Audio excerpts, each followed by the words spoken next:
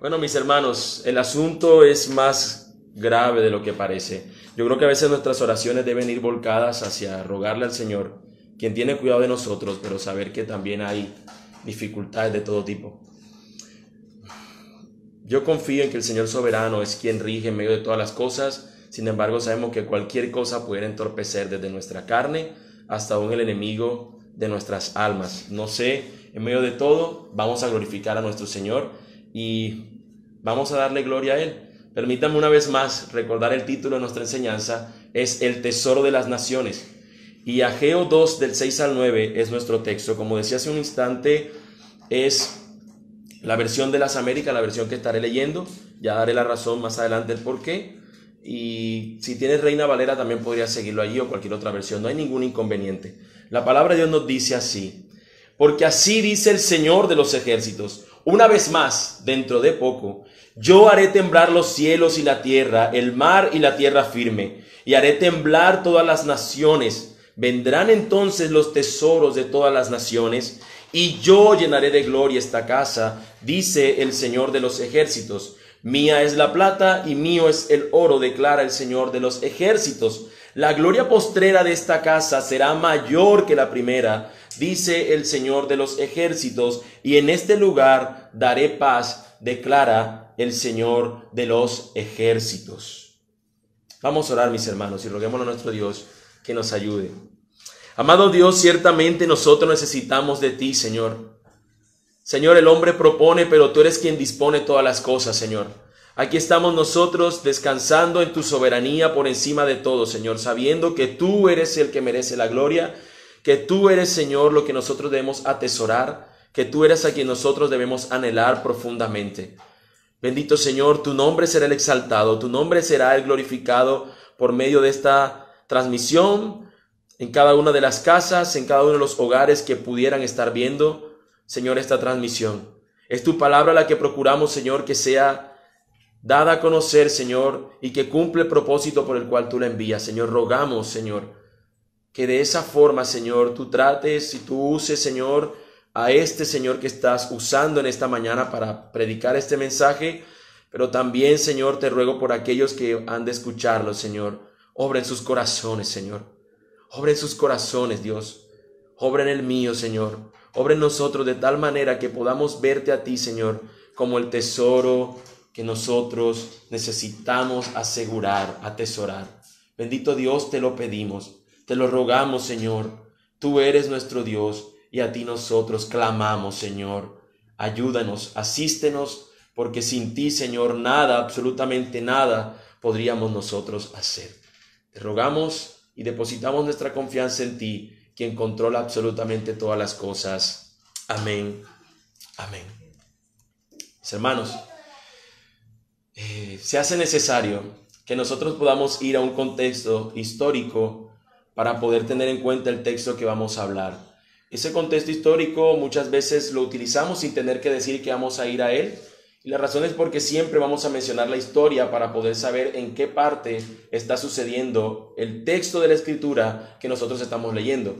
Pero de manera particular me voy a tener que extender a unas historias un poquito más atrás para poder ver algo en particular que ya daré la razón también del por qué se hace necesario.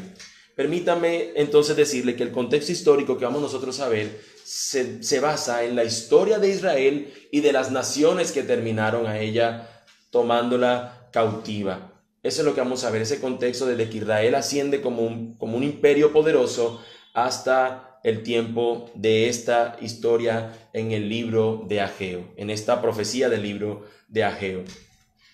Israel alcanza su desarrollo y poderío con el rey David.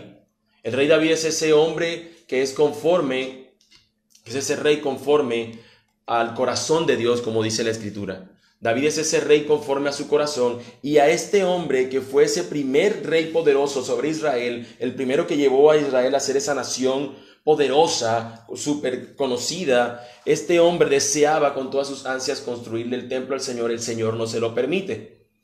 Pero el Señor sí le dijo a David que él tendría en su trono, en el trono que David estaba teniendo, él iba a tener siempre un hijo suyo, es decir, un descendiente de él. Siempre iba a haber un descendiente de David en el trono. siempre. Eso el Señor se lo había prometido. Ahora, es su hijo Salomón quien lo sucede, y Salomón, el Señor, sí le permite el poder construir el templo. Es en el tiempo de Salomón, en el reinado de Salomón, donde este imperio alcanza su mayor auge y hegemonía. Es en este periodo de la historia de Israel con Salomón donde esta nación tiene gran prosperidad, gran poderío económico, militar, de todo tipo, podríamos decir. Y es en este tiempo donde él construye este templo súper enorme y hermoso, con muchas piedras preciosas o metales preciosos, grabados, incrustaciones, con muchas cosas. Y ese detalle es importante, ya veremos la razón del por qué. Dice que la Escritura, y nos muestra en la historia de Israel, que después del hijo de Salomón, el nieto de David, Roboam, con él el reino termina dividiéndose. De ser un solo reino se divide en dos. Ahora tenemos en el sur el reino de Judá y tenemos en el norte el reinado o el reino de Israel. Hay dos naciones ahora de la que era una sola. Esta nación del norte no tuvo una dinastía de David, sino que fueron muchos reyes que fue teniendo a lo largo de su historia, y no reyes de una misma familia, sino que empezó a haber traición, derrocamiento, envidias, complot, y empezaron a tener muchas familias, durante tiempos empezaron a tener gobiernos sobre ese reino.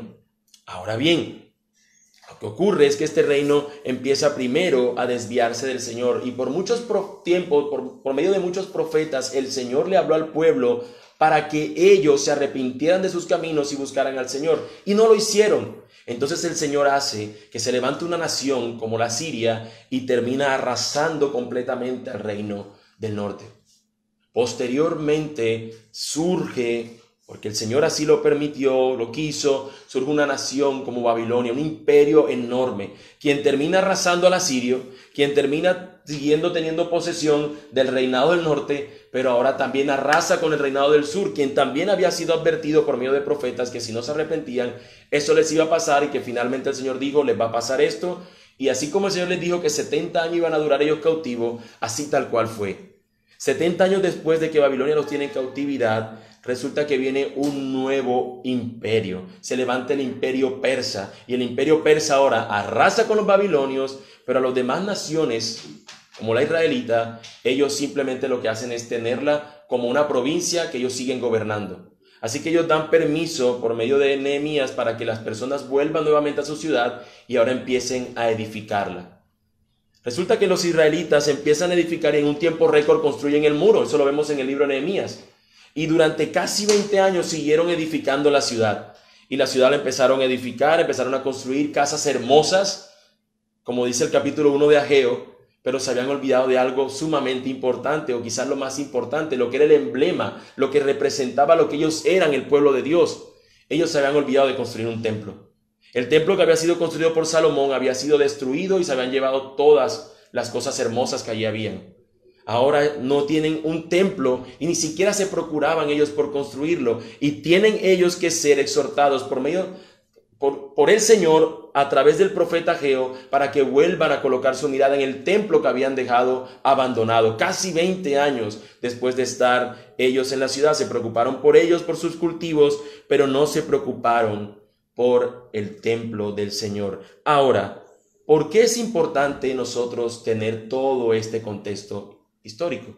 ¿Por qué es importante citar toda esta historia? Bueno, son muchas las razones, pero yo quisiera mencionar solamente 3. La primera es que muchas naciones hemos visto, en lo poquito que yo he hablado, o lo mucho, no sé, que he hablado, nosotros hemos visto muchas naciones. Vimos el imperio o el pueblo israelita, luego el pueblo que se divide en dos. Luego vimos la nación asiria, hablamos de la nación babilónica, hablamos de la nación persa. Hablamos de muchas naciones, y algo en común han tenido, que así como parecían impenetrables, así como parecían indestructibles, de repente son destruidas, habiéndolo ya el Señor anunciado. Y así luego viene otro reino y se levanta como más poderoso que este y más gigantesco, pero también es destruido. Vemos cómo las naciones constantemente están temblando. Y eso es particular y hay que tenerlo en cuenta para nuestro texto de hoy. También podemos tener una segunda razón para mencionar esto, y es que las naciones siempre han buscado cada una su propia gloria, cada una ser más importante que las otras, cada una atesorar sus propias cosas y luego erigirlas como monumentos que no solamente muestren su belleza, sino su poderío. Las naciones siempre se han acostumbrado a hacer esto, y aquí nosotros nos encontramos que una nación pudo haber hecho una estatua y luego destruida y arrasada totalmente solamente sus monumentos gloriosos, para ahora que sean monumentos gloriosos los que esta nueva nación ha de erigir. De modo que siempre vemos también esto en las naciones.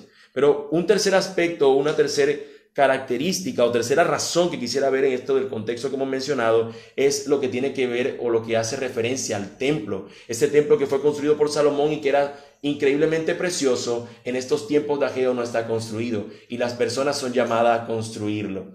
Y aquí eso es lo que este profeta ha de anunciar y ha de decirle a estas personas que tienen que hacer. Así que yo, habiendo dicho esto, mis hermanos, yo quisiera que ahora si fuéramos al texto, habiendo dado este contexto, que pudiéramos escudriñarlo, estudiarlo juntos, y yo espero que tú tengas tu Biblia abierta en mano y podamos ir juntos a ella, y lo vamos a leer teniendo en cuenta 3 puntos. El primero de ellos es que las naciones tiemblan. Las naciones tiemblan. Eso lo vemos, y toda la creación también, ¿no? A la voz del Señor. Lo vemos en el versículo 6 hasta el versículo 7, la partecita inicial. El segundo punto que vamos a ver es que el tesoro de las naciones viene. El tesoro de las naciones viene, versículo 7, la parte intermedia o la parte B. Y como tercer punto es la gloria de Dios regresa, versículo 7, la parte final o parte C, hasta el versículo 9. Entonces tenemos 3 puntos: las naciones tiemblan, el tesoro de las naciones viene, la gloria de Dios regresa. Vayamos entonces a nuestro primer punto. Las naciones tiemblan, porque así dice el Señor de los ejércitos: una vez más, dentro de poco, yo haré temblar los cielos y la tierra, el mar y la tierra firme, y haré temblar todas las naciones. Todo se sacudirá a la voz del Señor. Él hará que la tierra tiemble. En 2 de Crónicas 26, nosotros encontramos muchos años atrás que algo similar se había dicho. Y dijo Jehová, Dios de nuestros padres, y dijo, Jehová, Dios de nuestros padres, ¿no eres tú Dios en los cielos y tienes dominio sobre todos los reinos de las naciones? ¿No está en tu mano tal fuerza y poder que no hay quien te resista? El Señor es quien gobierna absolutamente sobre toda su creación y aún absolutamente sobre todas las naciones que están sobre la tierra. Él es el Rey soberano por encima de esto.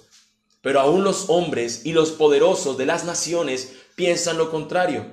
Permítanme traer y citar una cita de Charles Spurgeon en una predicación, en un sermón titulado La providencia de Dios.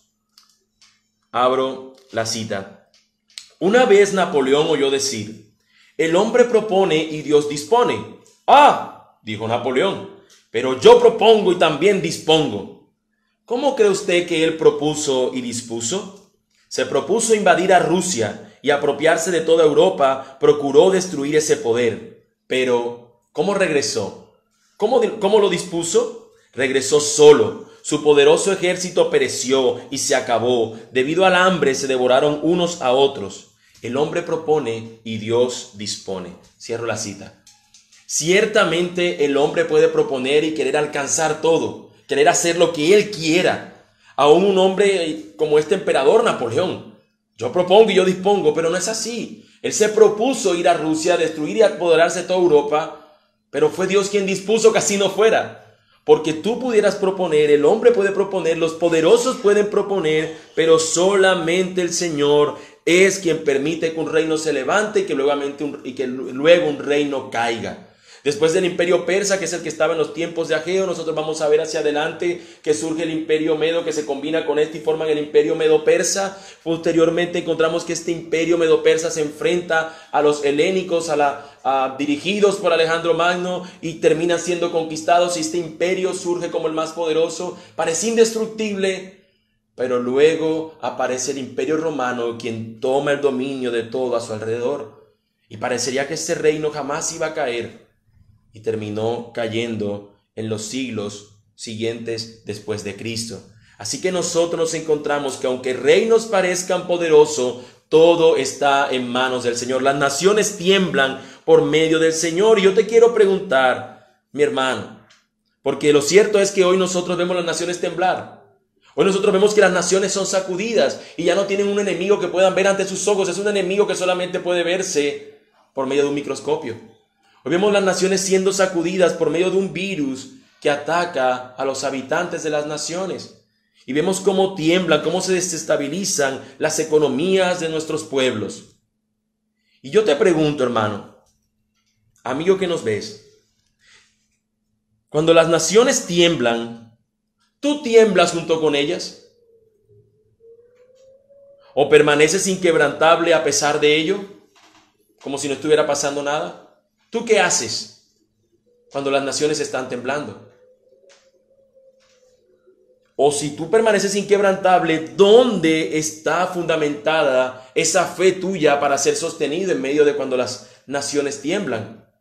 Nuestra fe no debe estar puesta en las naciones, en el Estado que nos pudiera ayudar en algo. Qué bueno que pudieran haber medidas para poder soportar la crisis. Pero nuestra fe no puede estar en estos gobernantes y esta fe puesta en los gobiernos. Nuestra fe tiene que estar puesta en aquel que, a pesar de que todo se esté destruyendo alrededor, Él permanezca siendo fiel y siendo el mismo. Y es el autor de los Hebreos quien nos da aún mayor luz acerca de esto, tomando el mismo texto o parafraseando, usando el texto de Ageo que nosotros tenemos ante nuestra mirada. Hebreos 12 del 25 al 27 nos dice: tengan cuidado de no rechazar a aquel que habla. Porque si aquellos no escaparon cuando rechazaron al que les amonestó sobre la tierra, mucho menos escaparemos nosotros si nos apartamos de aquel que nos amonesta desde el cielo, que nos amonesta desde el cielo. Su voz, ¿qué hizo su voz? Hizo temblar entonces la tierra, pero ahora Él ha prometido diciendo: aún una vez más yo haré temblar no solo la tierra, sino también el cielo. Y esta expresión, aún una vez más, indica la remoción de las cosas movibles como las cosas creadas, a fin que permanezcan las cosas que son inconmovibles. El propósito que nos muestra que cuando Dios hace temblar las cosas es para que pueda, en medio de ser sacudidas, permanezca aquello que es inamovible, inalterable. Al Señor mover todo y hacer que todo tiemble, lo que Él hará es que permanezca el tesoro de las naciones, aquello que es firme y que no lo puede tambalear nada. Y he allí entonces nuestro segundo punto: el tesoro de las naciones viene. Versículo 7b nos dice, en la versión de las Américas nos dice: vendrán entonces los tesoros de todas las naciones. Ahora, ¿por qué lo llamamos el tesoro de las naciones? Bueno, en otras versiones de la Biblia, como por ejemplo la Reina Valera, dice el deseado de las naciones. Y la alternativa que ofrece la Biblia de las Américas al tema de los tesoros, es decir, el deseo. De tal punto que estos tesoros es como si todos los reinos estuvieran deseando o acumulando hacia un solo tesoro, hacia una sola cosa, hacia un solo deseo o hacia un deseado. Es a un tesoro que se está apuntando, mientras todo lo demás tiembla y se mueve y tambalea y se cae y se derrumba. Como leíamos en Hebreos, nosotros vemos que hay una cosa inconmovible que permanece. Y ese ciertamente o solamente es nuestro Señor. Es nuestro Señor. Nosotros nos damos cuenta que estas personas en la época de Ageo, si tú lees este contexto más profundamente, lo que ellos esperaban era que las naciones les dieran una ofrenda, un tesoro, parte de sus riquezas, para ellos poder adornar el templo del Señor. Ellos esperaban algo literal, un tesoro, pero el Señor les ha de mostrar que hay un mayor tesoro que esto, que hay algo que es inamovible. Si nosotros vamos a Daniel 2:44, encontraremos que ahí se nos dice algo muy particular acerca de ello. El contexto de Daniel, que es otro profeta, él estuvo en los tiempos del rey babilónico, Nabucodonosor. Se dice que Nabucodonosor tuvo un sueño. La Biblia nos muestra que Nabucodonosor tiene un sueño, y en ese sueño él vio una estatua donde estaba compuesta de diferentes materiales, y cada uno de esos materiales, porque así lo interpretó Daniel, no había quien lo interpretara, no había sabio que pudiera saber qué significaba el sueño. Daniel lo interpreta y le dice: cada uno de esos materiales que está compuesta la estatua significan reinos. Este es tu reino, pero algún día va a caer y va a quedar otra parte de la estatua, y va a caer, y va a caer, y va a caer, hasta que ya no quede ninguno. Es en ese contexto donde Daniel, en el capítulo 2, versículo 44, dice: en los días de estos reyes, el Dios del cielo levantará un reino que jamás será destruido, y este reino no será entregado a otro pueblo. desmenuzará y pondrá fin a todos aquellos reinos, y él permanecerá para siempre.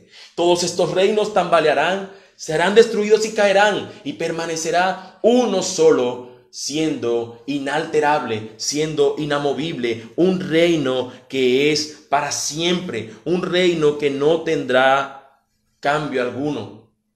Es este reino donde, pudiéramos decir, este reino es donde el rey es Jesús, y este Jesús es este tesoro que cuando son sacudidas las naciones, él permanece. De hecho, el mismo Jesús, al hablar de su reino, al hablar de él siendo este rey, él dice que se compara con un tesoro que cuando alguien lo encuentra, deja todo lo demás, lo vende por tener este tesoro. El reino de los cielos es como un hombre que iba caminando, es como un tesoro escondido que un hombre iba caminando, lo descubre, y cuando le encuentra el tesoro que es, viene y vende todas sus propiedades, compra el terreno donde estaba escondido ese tesoro, ese cofre. También dice el Señor que el reino de los cielos es como una perla de gran precio que encontrándola a alguien vende todo lo demás que tiene para poseer esta perla. El reino de los cielos, Jesús es esa perla de gran precio que si nosotros la tenemos realmente no necesitaríamos de absolutamente nada más. Pero yo quisiera preguntarte también, mi hermano, cuando los tesoros de este mundo o cuando los tesoros de tu corazón, lo que tú anhelas, te falla, cuando eso te defrauda, cuando eso te decepciona, ¿tú qué haces? ¿Te sigues aferrando a ellos con todas tus fuerzas? ¿Esto algún día cambiará? ¿O simplemente vas? Y yo espero que no sea un simple, sino que tú vayas y te aferres al que es el verdadero tesoro de las naciones, a Cristo Jesús, que es esa piedra angular, firme sostén. En Él yo me sostendré, como cantábamos. Él es ese noble sostén y yo aseguro en Él estoy para siempre. ¿En dónde o en qué cosa tú te aferrarás? ¿En qué cosa tú sostendrás tu vida? La palabra de Dios nos dice en los versículos finales de este mismo libro de Ageo, capítulo 2, versículos 20 al 23, nos dice así: y la palabra del Señor vino por segunda vez a Ageo el día 24 del mes, diciendo: habla a Zorobabel, gobernador de Judá. Cabe acotar que este Zorobabel es un descendiente de David.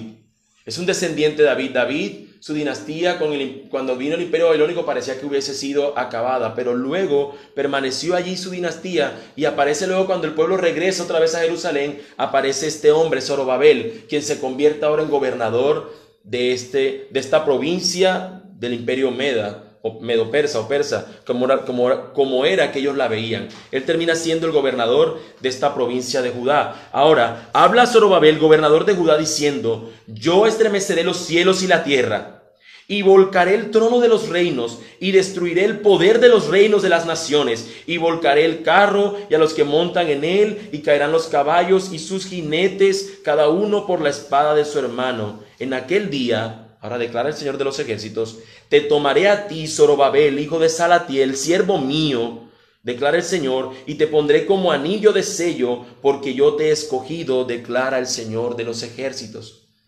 De repente nos dice el texto y nos da más claridad diciéndonos que todos estos reinos serán movidos, las naciones temblarán y solamente quedará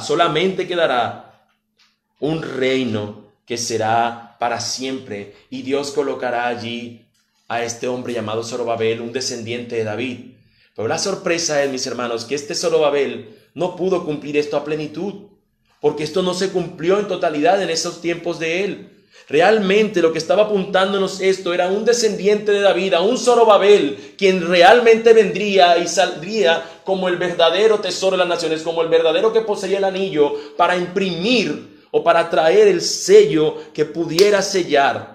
Este anillo servían como sellos, que pudiera realmente afirmar y confirmar que él era el reino, que él era el rey, el amo de todas las demás naciones, de todo el mundo. Lo que hace el texto es mostrarnos que había un Zorobabel que tendría que ser usado y que tendría que resurgir como poderoso por encima de las demás naciones. Y claramente no se refería a este, sino a aquel que había de venir, que era nuestro Señor Jesucristo. Y cuando Cristo, que ya vino y Él prometió que volverá, cuando Cristo vuelva, ciertamente Él traerá y mostrará toda su gloria. De allí que es nuestro siguiente encabezado, nuestro siguiente punto y final. La gloria de Dios regresará. Versículo 7, la parte final, hasta el versículo 9, nos dice la palabra del Señor. Y yo llenaré de gloria esta casa, dice el Señor de los ejércitos. Mía es la plata y mío es el oro, declara el Señor de los ejércitos. La gloria postrera de esta casa será mayor que la primera, dice el Señor de los ejércitos. Y en este lugar daré paz, declara el Señor de los ejércitos. Para que no nos perdamos, las naciones y la creación es sacudida. Queda solamente el tesoro de las naciones. Y cuando este tesoro de las naciones llegue y dice, y yo llenaré de gloria esta casa. Por este tesoro yo llenaré de gloria esta casa, porque mío es la plata y es el oro, porque la gloria postrera de esta casa será mayor que la primera, porque en este lugar yo daré paz. Todo eso lo vemos que se cumple en la persona de Jesús. En la persona de Jesús.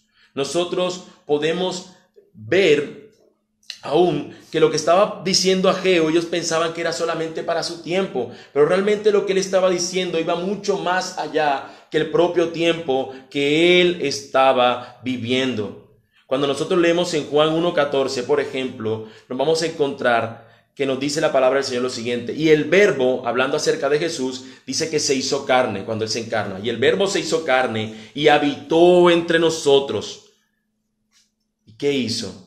Y vimos su gloria, gloria como del unigénito del Padre, lleno de gracia y de verdad. Vimos su gloria, vimos realmente aquel que es la gloria de Dios, aquel que es el reflejo, aquel que es la misma gloria del Señor. En Lucas 2:32 encontramos que es la parte final de un enunciado que hace un hombre. Nos dice la Escritura que había un anciano llamado Simeón que estaba a la puerta del templo esperando el día que él pudiera ver al Mesías esperado, que él pudiera ver al Cristo, al deseado de las naciones. Y cuando él está en la puerta, el Espíritu Santo dice dice la Escritura que le había prometido que él vería ese día al Mesías. Y cuando él está allí, resulta que viene pasando José y María con Jesús de brazos, y cuando él lo ve, y cuando él sabe, era un hombre ciego, él sabe inmediatamente, guiado por el Espíritu Santo, que este es el Mesías. Y cuando él lo tiene entre sus brazos, pronuncia muchas cosas acerca de Jesús, terminando con esta frase que dice: luz de revelación a los gentiles y gloria de tu pueblo Israel. Él es la gloria verdadera que el pueblo de Israel estaba esperando y que nosotros también estábamos deseando, porque como gentiles estábamos ciegos, pero ahora podemos ver la luz, porque Él es esa luz de revelación a los gentiles. Estas personas pensaban que el cumplimiento de esta profecía sería únicamente de que este templo fuera similar al templo anterior, que tenía gran esplendor con Salomón, pero que ahora ellos pudieran verlo también esa gloria en este templo. Oh Señor, sí, los tesoros de las naciones vengan e incrustemos este oro, incrustemos estas piedras preciosas y será mucha mayor la gloria de este templo. Pero no, mis hermanos, no apuntaba directamente el texto a ello, estaba apuntando a aquel que es el Rey de la gloria, aquel que al estar realmente en medio nuestro, aquel que al estar nosotros junto con Él, ahí será realmente la muestra completa del esplendor de la gloria de Dios. En el Salmo 24, 7 al 10 que nosotros leíamos hace un instante, nos habla acerca de ello. Dice: alzad, oh puertas, vuestras cabezas. Alzaos vosotras puertas eternas, para que entre ¿quién? El Rey de la gloria. ¿Quién es este Rey de la gloria? El Señor fuerte y poderoso. Alzad, oh puertas, vuestras cabezas, alzad las puertas eternas, para que entre el Rey de la gloria. ¿Quién es este Rey de la gloria? El Señor de los ejércitos. Él es el Rey de la gloria. Es Él. Nosotros vemos que estos textos normalmente son usados para hablar de una gloria efímera y pasajera como las riquezas. Normalmente escuchamos que el versículo 9 de Ageo 2 siempre se es usado para hablar de una riqueza que está por venir para las personas, para las familias, para la iglesia, para el pastor, para la familia del pastor y para toda la iglesia en general. La gloria postrera de esta casa será mayor que la primera. Así lo dice el Señor y así lo declaramos. Normalmente simplemente pensando que esa gloria postrera son riquezas materiales, y eso no nos está diciendo el texto, nos está mostrando que la gloria mayor será Cristo mismo estando en presencia de su pueblo. Es esa gloria postrera que estábamos esperando, que será mayor que la misma gloria que tenía el templo de Salomón, donde el Señor hacía presencia. Sería algo más glorioso, sería algo más increíblemente poderoso. Pero antes de continuar, yo quisiera hacerte esta pregunta, hermano mío, amigo que nos observas. Al igual que la gente en la época de Ageo y que muchos hoy en día, yo te pregunto, ¿tú también has pensado que la gloria está en las cosas materiales? ¿Dónde descansa o dónde está tu asombro de la vida? ¿En qué cosas son las que tú dices, esto es lo que realmente yo puedo decir, gloria a Dios? ¿Acaso tu gloria a Dios surge cuando haces un gol de chilena, si juegas fútbol? ¿Acaso tu gloria surge cuando tú obtuviste un buen beneficio por tus ventas en la empresa? ¿Solamente en eso? O tú puedes decir, gloria, mi gloria es Jesús quien ha muerto por mí. Él es la gloria de las que está hablando este texto y yo debería también celebrar esa misma gloria. Él es la gloria. El Señor es aquel que yo debería estar rindiéndome. Porque Él es el Rey y yo debería estar siendo ante Él, mostrándome y sirviéndole como el siervo que yo debería ser a este Rey. Claramente, como he dicho, en el tiempo de Ageo no se iba a cumplir esta profecía, porque ellos no pudieron tener una gloria a lo que en su mente estaba mayor a la que había tenido el primer templo. Tampoco podríamos decir que se cumplió cuando Jesús habitó entre nosotros y que habitó aún ese mismo templo. Se cumplió de manera parcial. Jesús estuvo ante nosotros y ese templo mismo, Jesús estuvo allí adentro también. Pero no se cumplió a plenitud. La palabra nos ha de mostrar que esto se va a cumplir mayormente cuando Él establezca totalmente su reino. Así que finalmente, mis hermanos, yo quisiera que nosotros tuviéramos esto en cuenta. Porque parte de la profecía, como he dicho, se cumplió en los tiempos de Ageo, no se ha cumplido plenamente. Esta profecía se cumplirá en ese tiempo, cuando Él venga por segunda vez. Esta profecía se cumplirá cuando Él venga por segunda vez. Realmente nosotros podemos ver todo lo que yo he dicho y todo lo que yo he hablado y lo que hemos visto en este texto de Ageo en Apocalipsis capítulo 21. Así que por favor acompáñenme y vayamos juntos a Apocalipsis 21 y encontremos lo que de la palabra del Señor nos dice acerca del cumplimiento de esta profecía. Apocalipsis 21. Y permítanmelo y ténganme paciencia y leámoslo todos juntos, porque claramente ahí es donde se muestra todo este esplendor de la gloria y donde ese texto, que la gloria mayor, la gloria postrera será mayor que la primera, nos hace una clara descripción de esto. Apocalipsis 21. Nos dice la palabra del Señor: vi un cielo nuevo y una tierra nueva, porque el primer cielo y la tierra primera pasaron y el mar ya no existía más. Fueron tambaleados, por decirlo de esa manera, ¿no? Fueron tambaleados.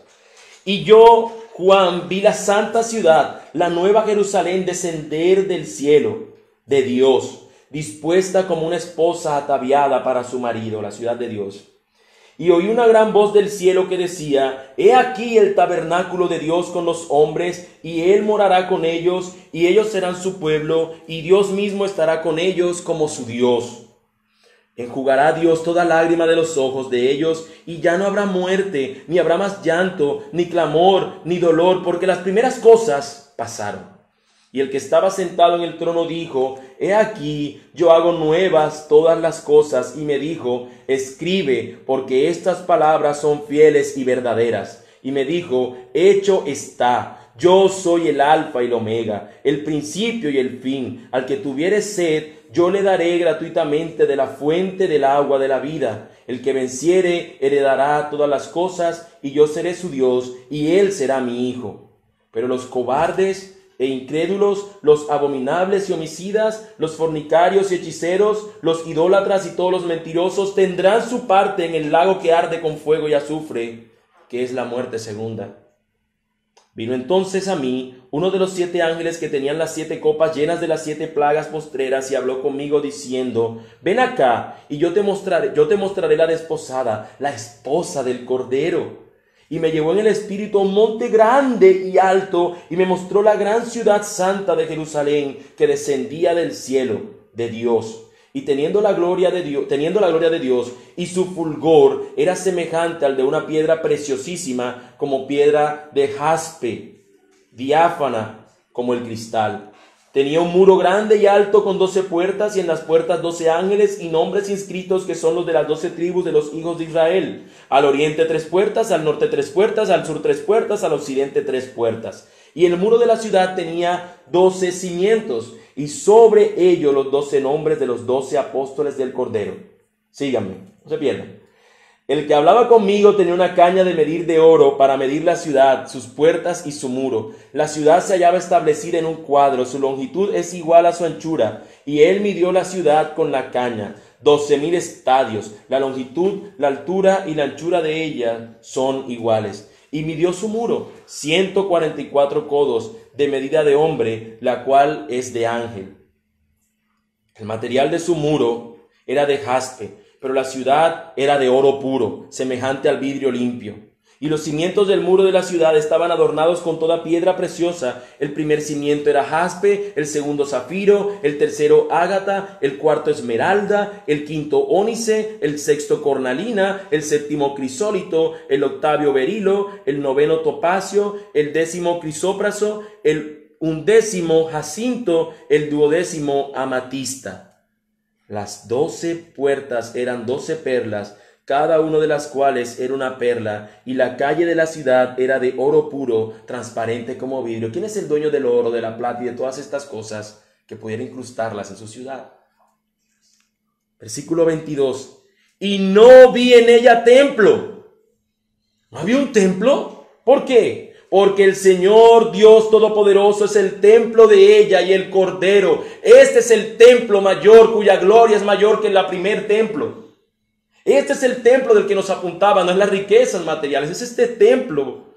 La ciudad no tiene necesidad de sol ni de luna que brillen en ella, porque la gloria de Dios la ilumina y el Cordero es su lumbrera. Y las naciones, de aquí las naciones, que hubieran sido salvas, andarán a la luz de ella, y los reyes de la tierra traerán su gloria y honor a ella. Sus puertas nunca serán cerradas de día, pues allí no habrá noche. Y llevarán la gloria y la honra de las naciones a ella. No entrará en ella ninguna cosa inmunda o que hace abominación y mentira, sino solamente los que están inscritos en el libro de la vida del Cordero. Qué hermoso pasaje. Cómo conecta el Señor toda su historia, habiendo anunciado desde siglos atrás para mostrar lo que ha de suceder, la gloria postrera mayor que la primera, ese deseado de las naciones, el que es inconmovible, donde debe estar firme nuestra fe. Mi hermano, será allí cuando finalmente las naciones temblarán por última vez. Será allí donde el tesoro de las naciones, Cristo, se revelará a plenitud y todos seremos asombrados. Los que los apreciamos desde ya y aún los que lo despreciaron ese día se sorprenderán y lamentarán el hecho de haberlo despreciado. Es allí donde nosotros vamos a contemplar esa gloria que será por siempre nuestra habitación, nuestra eterna morada. Así que solo nos resta clamar: ven, Señor Jesús, ven pronto, Señor, no tardes, ven ya, te lo pedimos. Oremos, mis hermanos. Oh Señor, cuánto nosotros deseamos seguir siendo afirmados en la piedra angular que es Cristo Jesús. Señor, nosotros nos dejamos que nuestros ojos se deleiten por las cosas vanas de este mundo, por aquellas cosas que si tú hoy movieras todas estas naciones, aún más, Señor, de lo que estamos viviendo, nosotros nos daríamos cuenta cuán efímeras son las cosas que durante todo este tiempo nosotros hemos aferrado como nuestras. Oh Señor, pero aquel que es inconmovible, aquel que es esa roca, aquel que debía ser el deseado, el tesoro de todas las naciones, muchas veces, aún siendo nosotros salvos por confiar en Cristo, hemos dejado a Cristo a un lado por admirar estas cosas que vemos en las Babilonias, en las Persias, en las Asirias actuales. Dejamos, Señor, que sea el deleite de las naciones, el que engruese, Señor, el que engorde, el que alimente nuestras vidas. Y no dejamos que sea aquel tesoro precioso que es Cristo, el que realmente alumbre nuestros corazones, el que realmente sea la gloria que nosotros anhelemos profundamente. Pero mi bendito Dios, yo te pido por aquellos que están aquí conectados también y que no te conocen, aquellos, Señor, que realmente sus vidas no han rendido ante ti, Señor, ten misericordia de ellos, Señor. Tu palabra nos muestra, Señor, la bendición que hay de aquellas naciones que tú has salvado, de aquellos que tú has salvado, de toda lengua, tribu y nación. Pero aquellos que no, Señor, dice el texto que les espera un lugar triste y terrible, el fuego eterno, el lago de azufre. Lo menciona de muchas maneras que todas son tétricas, lamentables. Así que, amigo, yo le ruego al Señor que pueda obrar en tu corazón para que tú, escuchando de su palabra, puedas correr a los brazos de Jesús y arrepentirte de todo corazón y confiar en tu vida, confiar tu vida a Él, que es el único que en medio de cuando todas las cosas tiemblan, Él permanece siendo firme para siempre. Él es esa roca inconmovible, Él es nuestro noble sostén, Él es nuestro firme guiador. Bendito Dios, te doy gracias y te pido que tú nos ayudes a todos nosotros para seguir, Señor, aferrados a la roca, Señor, no solamente en estos tiempos de dificultad, sino todo nuestro caminar, Señor, en esta vida. Te lo pedimos, glorioso Señor, porque nosotros hemos confiado y hemos creído en ti y sabemos que tú cuidas de nosotros y que aunque la tierra, Señor, aunque todo a nuestro alrededor tiembla, nosotros sabemos que en ti estamos seguros, Señor. En el nombre de tu Hijo amado Cristo oramos a este tesoro incalculable, que es el tesoro de nuestros corazones, a Jesús nuestro Señor. Amén y amén. Mis hermanos, hemos llegado sobre el final de esta, no solamente del sermón, sino también de la transmisión, y solamente me resta decir que en medio de todo el Señor hemos buscado glorificar su santo nombre, y yo espero que ustedes puedan meditar ahora por unos minutos más acerca de estas verdades que hemos visto y cómo el Señor es la gloria, el tesoro que nosotros debemos siempre anhelar. El Señor les bendiga y que podamos tener un resto de día para su gloria. Amén.